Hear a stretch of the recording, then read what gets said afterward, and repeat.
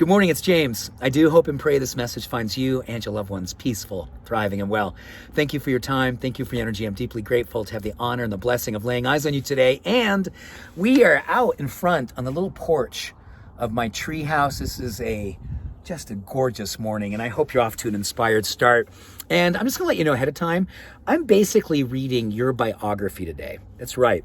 This is a biography written about you by the Kindness Census Bureau. And there's actually a group that actually studies kindness, and they literally look at kindness indexes, and it's a census of different levels of kindness being generated all over the planet, countries, communities, people like you. And yes, I believe this is all about you. So what they're basically studying these days is what's happening under the influence of when we go public with our kindness. How's it register? How's it show up? What's happening to us physiologically, and what's happening to the people around us? So you're going to love this because it's all about you. Thank you. Number one, when we are expressing public kindness or kindness towards ourselves, we are releasing something called endogenous opioids. That's a great word, isn't it? Endogenous opioids, which means these are naturally occurring inside of us. Yes, opioids. So these are natural painkillers, emotional pain, physical pain.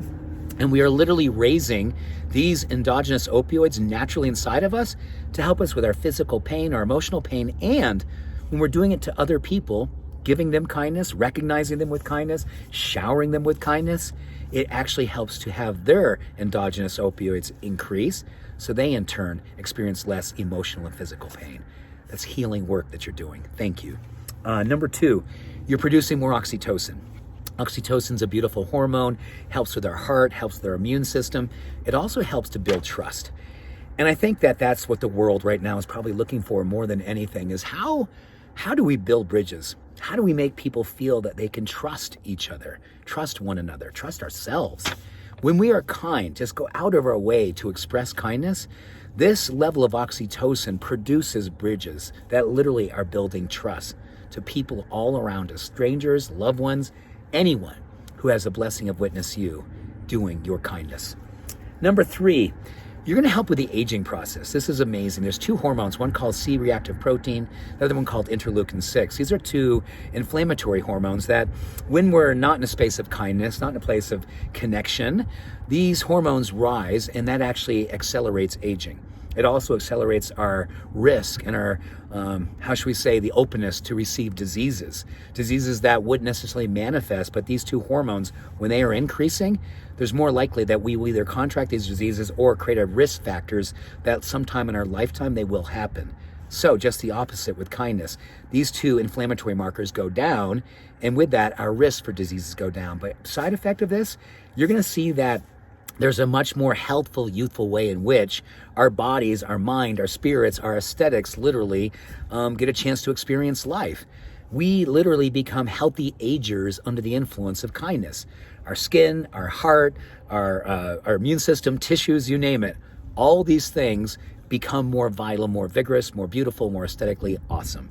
That's an awesome thing. Number four, we actually close the emotional distance between us and others. And I think if that's all that happened in the fields of kindness, you say, wow, I just want to show the world that it's okay.